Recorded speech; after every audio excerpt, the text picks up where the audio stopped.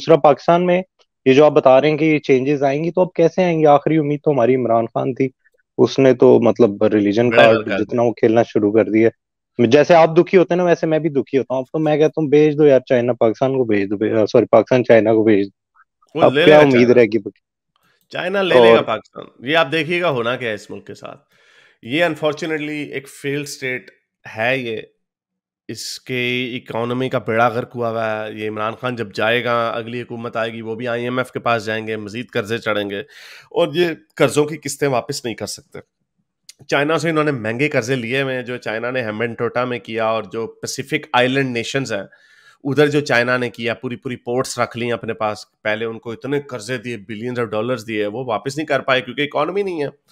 तो अब उन्होंने कहा हमने अपना पैसिफिक फ्लीट जो है, अमेरिका की जो सबसे बड़ी स्ट्रेंथ है, जो पैसिफिक फ्लीट जो है, उसको रोकने के लिए जो सोलोमन आइलैंड्स और ये पैसिफिक आइलैंड नेशंस जो हैं, उनको चाइना ने बेसिकली खरीद लिया। छोटी छोटी सी रियासतें हैं। तो अब अमेरिका को रोकने का ये सबसे अच्छा रास्ता था, क्योंकि चाइना के पास साउथ चाइना सी है। तो अब इधर उन्होंने जो रखा हुआ है अरेबियन, अपने इंडियन ओशन के थ्रू जो रास्ता ऊपर रखा हुआ है, हेम्बेनटोटा में उन्होंने पोजीशनिंग की है, और आपको ग्वादर भी तकरीबन उनके पास ही है। तो उन्होंने यही आपके साथ करना, उन्होंने कहना भाई कर्जे आपने इतने रखे हुए हैं और ये इतने पैसे आपने हमें देने हैं, अगले 100 साल के लिए ये हिस्सा हमारा हो गया, और कोई इनके ऊपर वो नहीं होगी। चाइना को इंटरेस्ट नहीं होगा कि मौलवी क्या काम कर रहे हैं। हाँ, चाइना जो काम कर रहा है, जो मुसलमानों के ऊपर जुल्म कर रहा है शिनजांग वगैरह में, ये आवाज कभी ना कभी पाकिस्तानी मौलवियों को गुस्सा चढ़ेगा, ये बोलना शुरू कर देंगे और फिर इनको पेलेगा वो। तो इन जो गुलाम मुल्क होते हैं, चाहे वो जहनी गुलाम हो मजहबी तौर पे, वो भी मजहबी भी एक गुलामी है, या उस तरह होते हैं, या किसी और नेशन के, सुपीरियर नेशन के हाथों गुलाम होते हैं, उनकी अपनी आवाज नहीं होती, उनकी अपनी साख नहीं होती। तो आप देखेगा ये बड़ा बुरा हाल होना है पाकिस्तान का। अनफॉर्चुनेटली एक फेल्ड स्टेट है, मुफ्त में इंडिया से पंगा इन्होंने रखा हुआ था। ये बयान देते हैं कि हाँ भी हमने अब करना है, इंडिया से पंगा इन्होंने रखा हुआ। अब मजे की बात ये, वो इंडिया ने लिफ्ट करा रहा। वो कहना चलो भजो मत हो, हमने आपको इंडिया की जो स्ट्रेटेजिक अलायंस जो है वो अमेरिका, जापान, ऑस्ट्रेलिया, इन मुल्कों से हो गई है, वेस्ट से हो गई है। क्योंकि और वेस्ट भी इंडिया की तरफ ही जाएगा, because it's a stable democracy. India एक इंडिपेंडेंट कंट्री है, उसको कोई अमेरिका भी दबा नहीं सकता और वेस्ट भी नहीं दबा सकता, वो अपने फैसले खुद लेते हैं। तो इस वजह से जो वेस्ट का जो अलायंस है वो इंडिया के साथ रहेगा।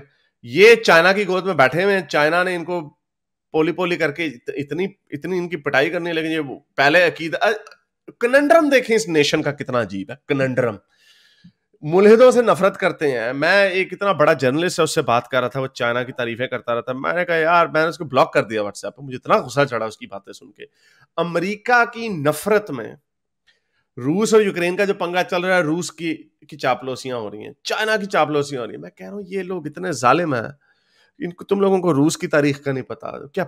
एक डिक्टेटर तुम्हें ज्यादा लगता है कि वो प्रो इंसानियत है, और अमेरिका से तुम्हें नफरत इसलिए उसने इराक पे हमला कर दिया, और जो तुमने उनकी बिल्डिंगें गिराने की कोशिश की तो अफगानिस्तान में हमला कर दिया। अजीब अजीब इनकी लॉजिक ही पुठी से दी है, इनको समझ नहीं। जो इंसानी हकूक के चार्टर हैं वो मगरिब ने बनाए हैं। आप मगरिब को मजबूर कर सकते हैं, हाँ अमेरिका की फॉरेन पॉलिसी के ऊपर आप बात कर सकते हैं, लेकिन उनको अब ग्वांटानामो बे पे जो सबसे ज्यादा प्रेशर आता है वो अमेरिका के अंदर से आता है। क्या चाइना के अंदर से आवाज आती है कि शिनजांग में आप क्या कर रहे हैं? कभी आ ही नहीं सकती।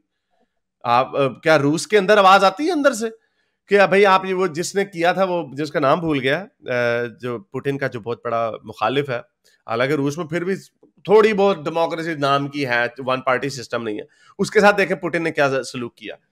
तो ये लोग इतने बेवकूफ हैं कि ये गधे को बाप बना लेंगे अपना, और लेकिन वेस्ट से दुश्मनी के चक्कर में, और इंडिया से भी दुश्मनी ना मुफ्त में रखी हुई। तो अगले आप देखिएगा ये फेल्ड स्टेट है और इसका बहुत बुरा हाल होना है।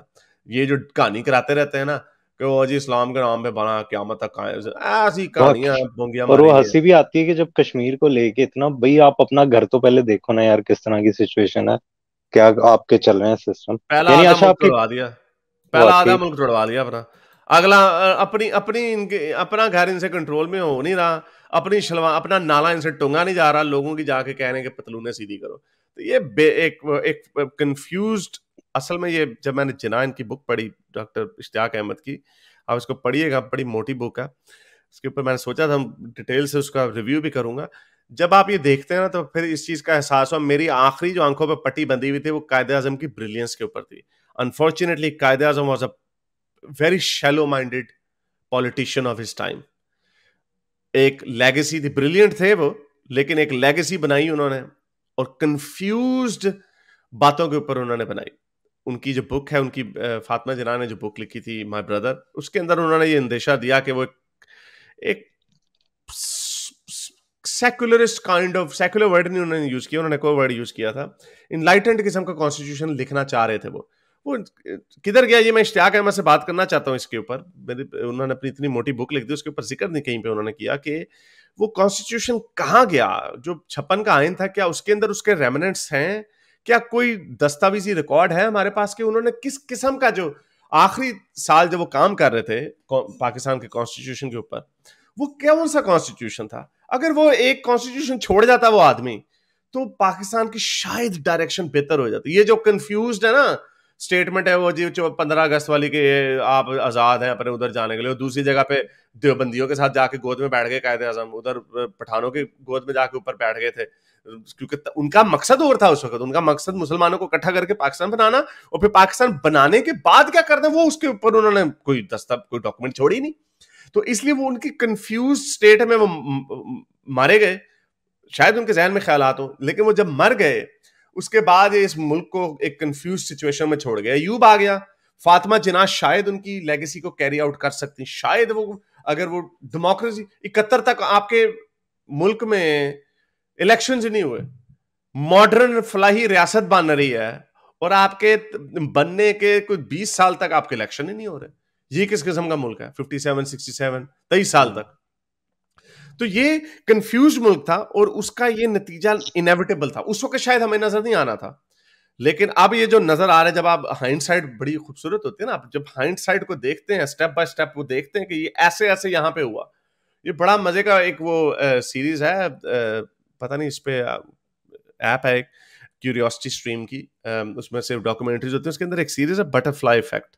ये बटरफ्लाई इफेक्ट, ये चीज होती है कि आपने एक तितली के पर से एवरी फड़फड़ाने से जो वेव्स निकलती हैं वो उनकी अपनी हिस्ट्री बनती जाती है, तो टर्निंग इवेंट्स होते हैं।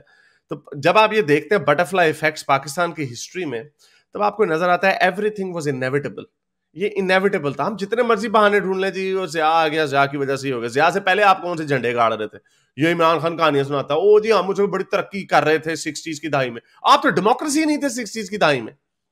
आप अगर उसको जिस तरह इतनी तरक्की कर रहे थे कि 71 में आपका मुल्क टूट गया, ज़िया के आने से पहले आपका मुल्क टूट गया। वो क्यों टूटा? कौन सी आपने पॉलिसियां मारी थी उस वक्त? तो ये बड़ी लंबी बात है।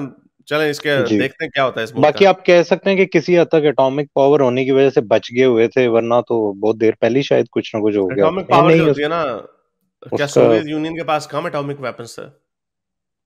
एटॉमिक वेपन जो होता है ना, आपको बाहर से तो शायद ना कोई तोड़ सके, लेकिन आपको अंदर से तोड़ा जा सकता है। और इनकलाब आते हैं, इनकलाब आपके डरे उस वक्त से जब साद रिजवी आ गया ताकत में, तालिबान आ गए पावर में, डरे उस वक्त से, और तब आपके ऊपर पूरी तरफ से पूरी दुनिया के मुल्कों ने हमले कर देने। इवन चाइना ने भी आके आपके पहले उठा लेने, कि कोई मौलवियों के हाथ में एटम बम नहीं बर्दाश्त कर सकता।